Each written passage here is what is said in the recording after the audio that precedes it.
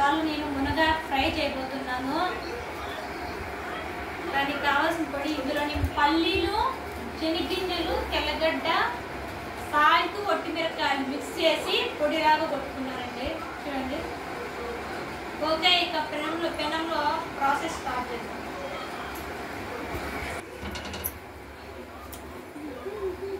ఓకేనండి, పెనం అయితే పెట్టాను. హీట్ అయ్యాక ఆయిల్ వేసుకోవాలి.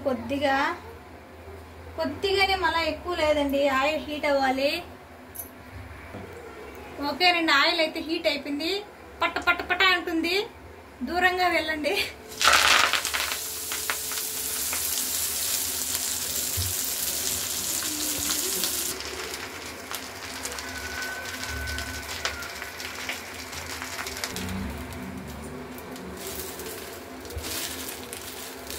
చూసారండి ఎంత గ్రీన్ కలర్లో వచ్చేసిందో.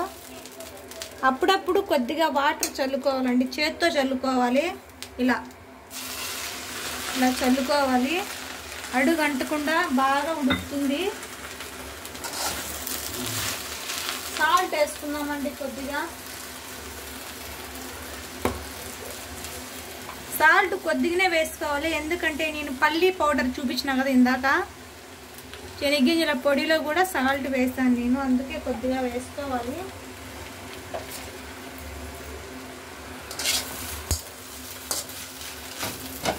ఓకే అండి, ఇంక మూత పెట్టేద్దాం.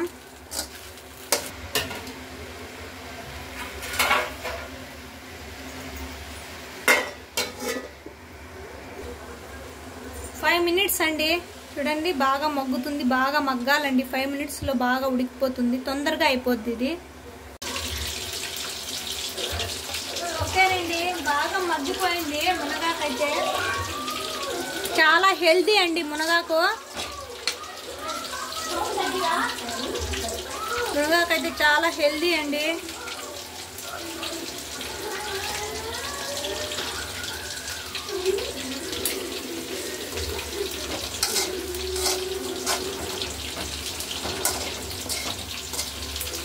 చాలా సింపుల్ రెసిపీ.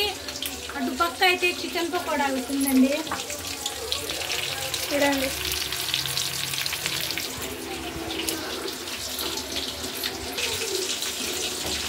ఓకేనండి, అయిపోయింది మునగాకు ఫ్రై అయితే. టేస్ట్ చూసి చెప్తా ఎలా ఉందో. మునగాకు ఫ్రై అయితే అయిపోయిందండి. చూడండి, చాలా హెల్దీ అండి. బ్లడ్ అయితే బాగా పడుతుంది. కిడ్నీలో రాళ్ళు ఉన్న వాళ్ళకి కూడా కిడ్నీలు కరిగిపోతాయండి. చాలా మంచిది. ఆకుకూర పప్పు, మునగాకు తాలింపు, శనగింజల పొడి, చికెన్ పకోడా, కారాస్, నెయ్యి, వైట్ రైస్. టేస్ట్ ఎలా చెప్తాను ఎలా ఉందో. ఫస్ట్ అయితే మనం మునగాకు వేసుకున్నాము.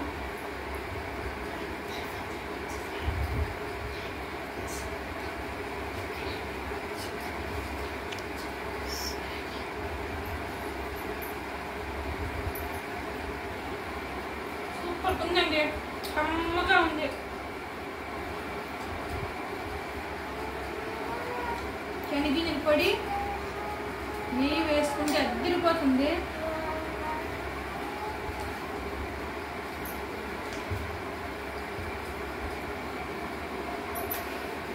సూపర్ సూపర్ అద్దరిపోయింది, అంతే మాటలు.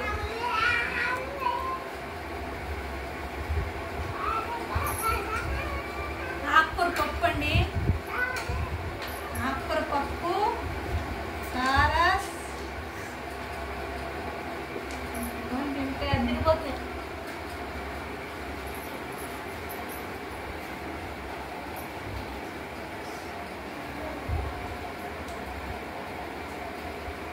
సూపర్.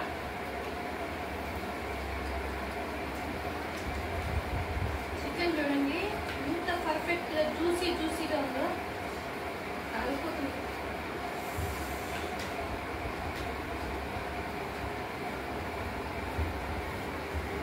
బాగా ఉడికిపోయింది.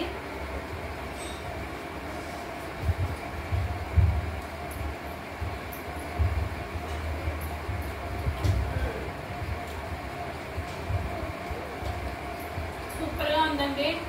లైక్ చేయండి, షేర్ చేయండి, సబ్స్క్రైబ్ చేయండి. మళ్ళీ మంచి వంటకంతో మళ్ళీ కలుద్దాం. బాయ్.